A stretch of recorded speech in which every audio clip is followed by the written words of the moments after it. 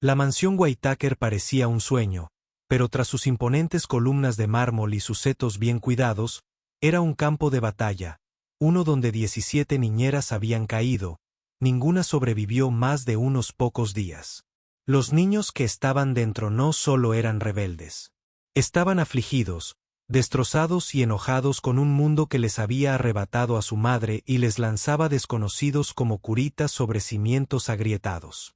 Elliot Monroe lo sabía antes de cruzar las puertas, pero llegó de todos modos. Llegó sin maleta, solo con una lata de galletas descolorida, un abrigo de segunda mano demasiado fino para noviembre y un corazón que no había dejado de doler desde que su esposo murió de cáncer hacía un año. El mundo había seguido adelante. Elliot no. Tenía 32 años, estaba desempleado y desamparado. Antaño profesor de arte que enseñaba a los niños a dibujar sus sentimientos con color, ahora solo cargaba con el dolor del carboncillo. La puerta de la mansión se abrió de par en par, revelando lujo y silencio. Demasiado silencio. De esos que gritan que algo anda mal. Entonces, un estruendo lo rompió. Un jarrón. Siguieron gritos. Risas. Unas risas furiosas. Elliot fue conducido a la sala por una ama de llaves nerviosa que susurraba, «Buena suerte». Dentro, el caos floreció. Muebles blancos arruinados por huellas de manos embarradas. Manchas de pintura como cicatrices de batalla en las paredes. Plumas flotaban en el aire desde almohadas destripadas. En el centro estaban 3 niños pequeños con rostros idénticos. Sin rabia, Tommy, el más alto, apuntó con un camión de juguete directamente al pecho de Elliot. «No te queremos», ladró. «Queremos a nuestra mamá». Sus hermanos, Danny y Bobby, lo flanqueaban como guardaespaldas, con las mejillas surcadas de lágrimas y los puños temblorosos. Y aún así, Elliot no se inmutó. No alzó la voz. No les mostró el contrato ni les recordó quién le había pagado. En cambio, se arrodilló allí mismo, en las ruinas de lo que una vez fue una lujosa sala de estar, y abrió su lata de galletas. Dentro había unas galletas de jengibre y una foto arrugada de un hombre sonriente con ojos brillantes. «Este es Ben», dijo Elliot en voz baja, sin esperar que les importara. «Era mi esposo. El cáncer se lo llevó el invierno pasado». Los chicos se quedaron quietos, confundidos. La rabieta se detuvo. «No me queda mucho», añadió Elliot. «Pero estoy aquí, ellos. Sé lo que se siente perder a alguien y no querer dejar entrar a nadie más. No pido caer bien. Solo pido una oportunidad para quedarme». No hablaron, pero Tommy no se echó atrás. Todavía no. Esa noche, Elliot se quedó. No exigió nada, no dio sermones. Se metió en una habitación de invitados y observó la luna a través de una ventana alta, preguntándose si se habría ido por la mañana como los demás. Pero al despertar, encontró 3 pequeños dibujos deslizados bajo la puerta. Garabatos de un hombre triste sosteniendo galletas. Sonrió por primera vez en meses. Al mediodía, uno de los chicos le lanzó un puñado de espaguetis a la cabeza, pero Elliot no se fue. Se quedó con solo paciencia, dolor y ese mismo corazón roto. Y ahí fue cuando la historia realmente comenzó. No era solo un cuidador más. No buscaba un trabajo que conservar. Buscaba algo perdido. No un salario. Una razón para levantarse. Una razón para volver a casa. Y tal vez, solo tal vez, una razón para creer que el amor podría volver a existir en el lugar más inesperado. Dentro de una casa que había alejado a todos los demás. Si quieres saber qué pasó después, quédate con nosotros. Suscríbete a eArt Story y sigue la historia de Elliot, el hombre que se adentró en el caos sin nada más que galletas y enseñó a una familia rota a respirar de nuevo. Porque a veces no se trata de salvar a los demás. Se trata de quedarse lo suficiente para dejar que te salven a ti. Las mañanas en la casa de los Whitaker comenzaban con cereal derramado, espadas de plástico chocando contra muebles antiguos y preguntas que Elliot nunca esperó responder. ¿Lloran los fantasmas? ¿Pueden oírte las mamás en el cielo? ¿Por qué se fue si nos amaba? Elliot nunca mentía, pero tampoco se apresuraba. Cuando Tommy metió un crayón en la tostadora, Elliot la desenchufó y preguntó con calma si la tostadora había dicho algo grosero. Cuando Danny se negó a usar solo pijama durante 3 días seguidos, Elliot elogió su estilo y lo llamó Semana de la Moda. Y cuando Bobby gritó hasta que se le quebró la voz, Elliot se sentó a su lado, en silencio hasta que pasó la tormenta. La casa estaba llena de ruido, pero Elliot había aprendido a oír el silencio que se escondía tras él. La confusión, la tristeza, el anhelo, no necesitaban disciplina. Necesitaban seguridad. Cada noche les contaba una historia. A veces inventada, a veces de su propio pasado. Historias de un niño que perdió a su perro pero encontró un camino estrellado a casa. Historias de cómo una vez pintó una pared entera con su esposo, Ben, solo para volver a sentir algo después de un mal diagnóstico. Y siempre historias donde el amor no desaparecía, aunque la persona lo hiciera. John Whitaker escuchaba a veces desde el pasillo. Nunca interrumpía. Un hombre alto y exhausto, con arrugas permanentes en la frente. Se mantenía absorto en conferencias telefónicas sobre propuestas de tecnología médica. Pero últimamente, se quedaba más tiempo. Una tarde, entró justo cuando Elliot estaba enseñando a los niños a hornear galletas con chispas de chocolate. Rasca. Usas las 2 manos. Elliot les dijo que la suya, espolvoreada con harina. Porque se necesitan 2 para que algo leve bien. John no sonrió entonces, pero se quedó. Incluso limpió el tazón en silencio. Más tarde esa noche, mientras los niños roncaban bajo una manta, John sirvió 2 copas de vino en el estudio y le preguntó a Elliot por qué no se había ido. Su voz era áspera, de esas que usan los hombres que cargan demasiado sin decir una palabra. Elliot no respondió. De inmediato, sostuvo su copa sin beber y miró fijamente la chimenea, donde las brasas susurraban lo que las palabras no podían. Perdí a mi esposo hace 1 año. Finalmente dijo que quería adoptar. Íbamos a ser padres. Luego llegó la quimioterapia. Y el silencio. Nunca llegué a ser lo que me había preparado toda mi vida para ser. Ni maestro, ni pareja, ni padre. John lo miró de otra manera, no con sospecha, sino con la curiosidad cansada de quien reconoce el dolor al verlo. No estoy aquí por tu dinero, añadió Elliot. Estoy aquí porque tus hijos me hicieron sentir algo que no había sentido en mucho tiempo. Necesitaba. Y así fue. Los chicos empezaron a esperarlo en lo alto de las escaleras cada mañana, luchando por ser los primeros en llegar a sus brazos. Tommy le entregaba dibujos con Elliot en el centro. Danny le pedía ayuda para construir castillos de Lego. Bobby empezó a llamarlo mi galletero favorito. Incluso John cambió. Salió de la oficina antes. Volvió a sentarse a la mesa. Y una noche, le preguntó a Elliot si a los chicos les gustaría plantar un parterre en memoria de su madre. Así lo hicieron. Eligieron girasoles. La primavera aún estaba lejos, pero en ese jardín de dolor, algo había empezado a crecer.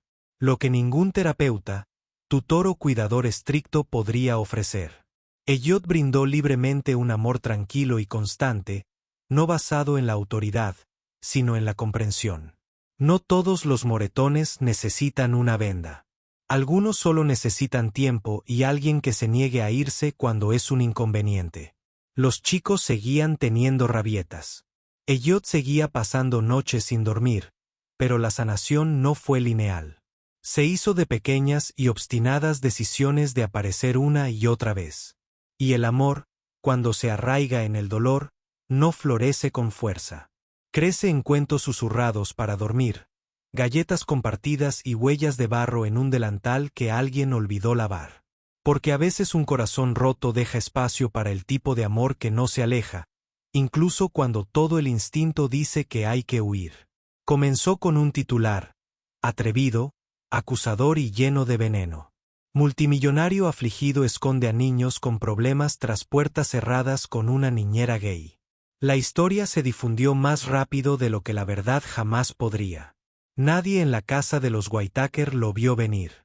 Ni Elliot, quien estaba a medio camino de construir un volcán de papel maché con los niños cuando su teléfono vibró con mensajes frenéticos. Ni John, quien acababa de cerrar una nueva ronda de financiación para una startup médica pediátrica. Y, desde luego, no los niños, quienes solo conocían a Elliot como el hombre que les enseñó a colorear fuera de las líneas y a amar sin miedo.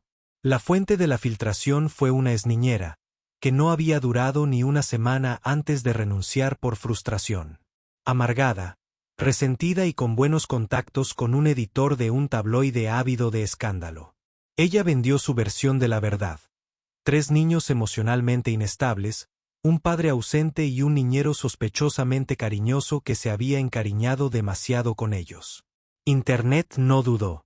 Los comentarios inundaron la sala, algunos burlones, otros crueles. Elliot fue retratado como depredador, irresponsable, una amenaza. Palabras como inapropiado y antinatural se lanzaron sin que nadie lo entendiera ni se detuviera.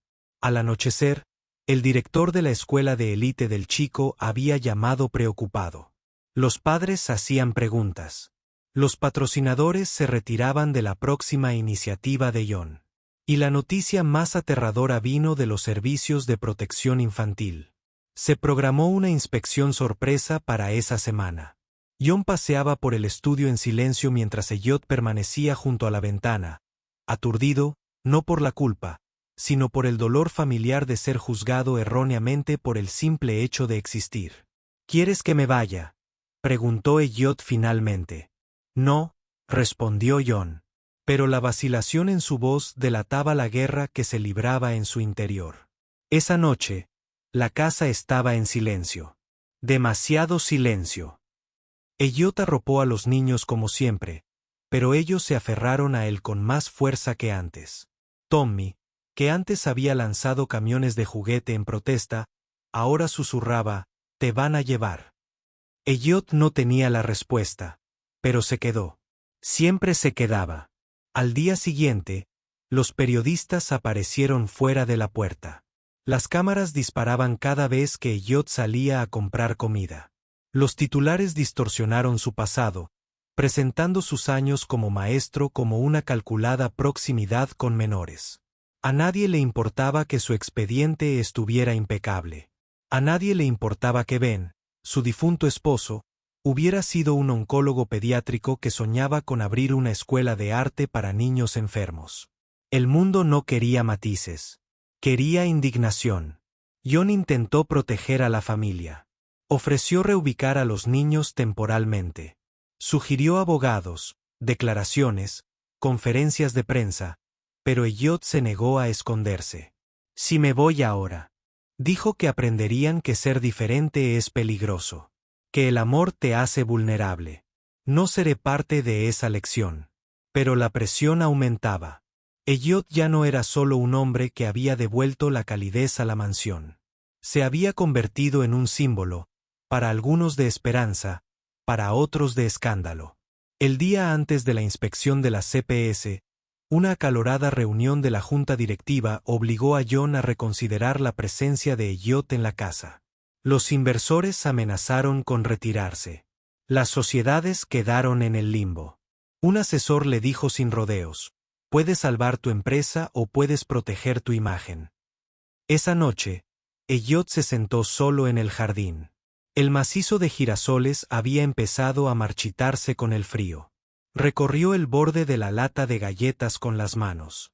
Lo único que había traído consigo al llegar ahora estaba lleno de notas garabateadas, dibujos a crayón y aviones de papel doblados de los chicos.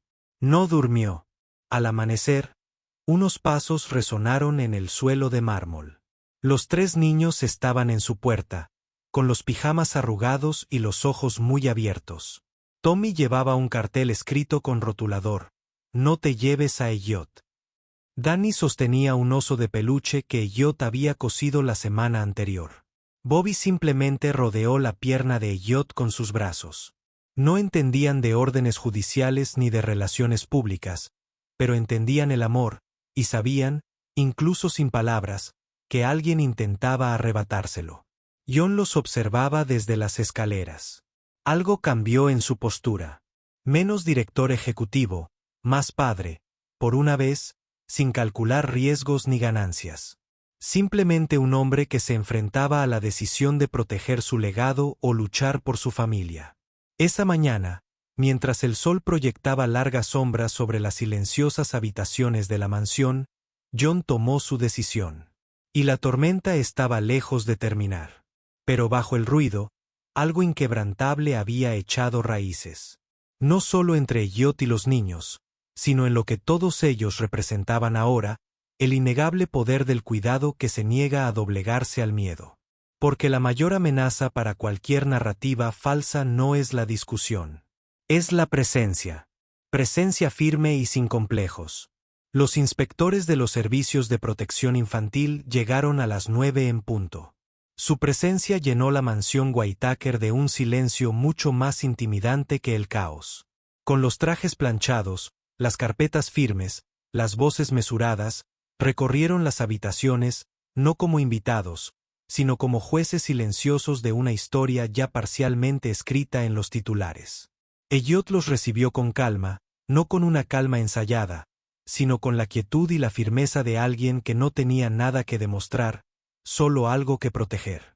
En lugar de esconder a los niños, invitó a los agentes al corazón de la casa. Hoy, dijo con suavidad, te unirás a nosotros, para algo que llamamos un día juntos. No fue una puesta en escena, sin diálogos, sin sonrisas listas para la cámara, justo lo que los niños esperaban de Elliot. Verdad, ritmo, cariño. Comenzaron en la sala de juegos, no con pantallas ni juguetes, sino con pintura y papel. Elliot les dio a cada uno una pregunta.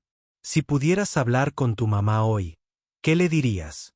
Los niños pintaron las respuestas a color.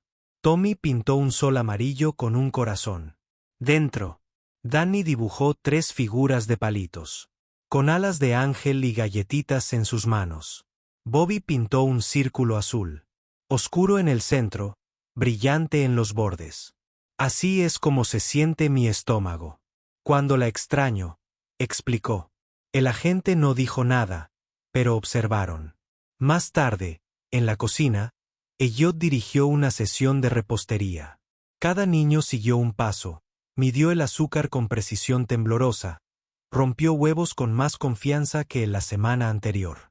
Horneamos juntos porque nos da paciencia, explicó Elliot con naturalidad. Y a veces esperar algo bueno nos recuerda que las cosas no siempre llegan rápido, pero llegan. Pasaron a contar cuentos en el jardín. Los niños leyeron en voz alta los libritos que Elliot les había ayudado a hacer. Historias de dragones, astronautas y padres que nunca se rindieron. Un cuento terminaba con las palabras, el hombre valiente se quedó. Incluso cuando el pueblo le dijo que no debía. Al mediodía, el trabajo de los agentes disminuyó. Seguían tomando notas. Pero la atmósfera había cambiado. Ya no era una casa bajo sospecha, sino un hogar que intentaba sanar. John había estado callado hasta entonces, siempre presente, pero silencioso. Llevaba su traje sastre habitual, pero las arrugas de su rostro eran más suaves ahora. Menos armadura, más hombre. Después de comer, pidió un momento para hablar. No en privado. Delante de todos, los agentes, el personal, los chicos y Elliot. He creado empresas. Comenzó, en voz baja pero firme. He hecho presentaciones ante accionistas, he suplicado a inversores, he hablado en salas que deciden el destino de miles de millones. Pero nunca he tenido que hablar así como padre. Miró a sus hijos, luego a Elliot cuando murió Sarah. No solo perdí a mi esposa, perdí mi sentido de la orientación. Llené la casa de profesionales, pensando que podía gestionar el duelo como un negocio. Pero el duelo se ríe de la eficiencia. Y los niños no necesitan a nadie que los gestione. Necesitan a alguien que se arrodille entre sus escombros y diga, sigo aquí, Eso fue lo que hizo Elliot. Se giró completamente hacia los inspectores. Vinieron aquí para determinar si mi hijo. Los niños están a salvo. Y les aseguro que no lo estaban. No hasta que él llegó. Por un momento, nadie habló, pero algo cambió. Algo permanente. Al caer la tarde, los inspectores concluyeron su visita. No hubo acciones inmediatas, ni despidos forzosos. Solo un último comentario del oficial superior, apenas un susurro. Sigan haciendo lo que están haciendo. Los titulares no desaparecieron. Algunos patrocinadores se retiraron. Un inversor calificó la postura pública de John de suicidio comercial, pero no se retractó. En cambio, ofreció una conferencia de prensa la semana siguiente. Sin podio, sin guión, solo él, Elliot y los niños de la mano, rodeados de micrófonos y flashes. No habló de control de daños. Habló de reconstrucción. No contraté a una niñera. Dijo, encontré a alguien que les devolvió la voz a mis hijos y me devolvió mi lugar en su mundo. Algunos titulares se suavizaron. Otros no. Pero el mundo seguía girando. Y dentro de la casa de los Whitaker, algo había cambiado para siempre. Porque cuando un niño ve a un adulto defender el amor, no en teoría, sino en público, arriesgándose, sin vergüenza, le enseña más que cualquier cuento para dormir. Que ser amado a viva voz no es una debilidad. Es lo que hace a una familia inquebrantable. La carta oficial llegó un martes por la mañana. Un sobre sencillo, sin sellos dorados, sin fanfarrias, solo un papel doblado con la decisión de un tribunal escrita con tinta neutra. Pero para Elliot Monroe, bien podría haber sido un amanecer después de la noche más larga. Ahora era, por reconocimiento legal, el segundo tutor de Tommy, Danny y Bobby Whitaker. La solicitud no había venido de un abogado. No había sido una estrategia ni una presión. Fue una decisión voluntaria del propio John Whitaker. El mismo hombre que una vez creyó que la estabilidad venía de la distancia. Que intentaba resolver el duelo con calendarios y protocolos, ahora estaba en la cocina conteniendo las lágrimas mientras el corredor de los chicos rebotaba por la habitación coreando, ahora eres nuestra verdadera familia. Elliot no sabía qué decir, pero los chicos sí. Le entregaron una cajita. Dentro había 3 hojas de papel, cada una escrita con letra temblorosa. Querido juez, una decía, por favor, deja que Elliot sea nuestro segundo padre. Él hace que el mundo vuelva a sentirse seguro. Otra simplemente decía, se quedó. Cuando todos los demás se fueron esa noche, Elliot no les leyó un cuento. En cambio, les contó uno que nunca habían escuchado completo, sobre un hombre que había amado profundamente, lo había perdido todo y creía que nunca volvería a estar completo. Y cómo, de alguna manera, 3 niños pequeños, ruidosos, salvajes y desordenados, habían reconstruido su corazón. Pero el final aún no estaba escrito. Al mes siguiente, Elliot le pidió a John que se reuniera con él en el jardín, en el mismo lugar donde los chicos habían plantado girasoles en memoria de su madre. Los tallos habían crecido, inclinándose hacia el cielo, dorados y valientes. Elliot no se arrodilló. No trajo un anillo. En cambio, le ofreció 3 pulseras tejidas a mano, imperfectas, brillantes, con cuentas desiguales. Me ayudaron a hacerlas, dijo. Pensé que si iba a pedirles que construyéramos una vida juntos, debía empezar por ellos. John no habló de inmediato. Simplemente abrazó a Elliot, le sujetó la cara y susurró, sí, 1000 veces sí. La boda fue tranquila. Sin catedral, sin hotel de lujo, solo un jardín. Los chicos con pajaritas diminutas y Elliot con un chaleco azul claro que combinaba con el color del cielo ese día. Intercambiaron votos bajo el mismo árbol donde Sara les había leído a sus hijos. Y cuando el viento sopló, trayendo pétalos y risas, no se sintió como un final. Se sintió como la parte de la historia donde todo finalmente tenía sentido. En la pequeña celebración posterior, los niños se pararon en cajas improvisadas, cada uno con un trozo de papel doblado en 4. Tommy se aclaró la garganta. Gracias, Papá John, empezó, por hacernos sentir seguros. Pero sobre todo, gracias, Papá Elliot, por aparecer cuando nadie más lo hizo. Danny tomó el relevo, sosteniendo la mano de Bobby. No solo nos cuidaste, nos ayudaste a recordar a mamá. Nos ayudaste a recordarnos a nosotros mismos. Y Bobby terminó, con la voz más tranquila de todas. Ya no estamos solos. Ese otoño, Elliot publicó un libro infantil. Lo ilustró con ilustraciones. Los niños habían dibujado huellas dactilares convertidas en animales. Figuras de palitos con corazones enormes. Crayones que formaban remolinos en el cielo. El título. Era simple, no la niñera. La que se quedó. Llegó a las estanterías silenciosamente y luego se corrió de boca en boca. Los padres se escribieron, diciendo que lloraban. Los maestros pidieron ejemplares para sus aulas. Las familias LGBTQ y lo llamaron un espejo que no sabían que necesitaban. Pero para Elliot, la única reseña que importaba venía de los 3 niños pequeños que ahora lo llamaban papá.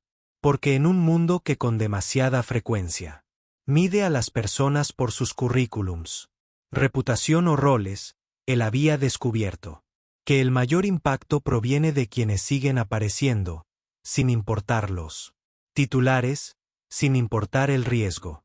A veces, lo más valiente que lo único que puedes hacer es quedarte. Y ahora dinos, ¿cómo llamarías a la persona que se quedó cuando todos los demás se fueron? Déjanos saber en los comentarios. Tus palabras importan. Si esta historia te conmovió, te inspiró o te hizo creer de nuevo en las segundas oportunidades, suscríbete a eArt Story porque aquí no solo contamos historias, sino las que te quedan grabadas.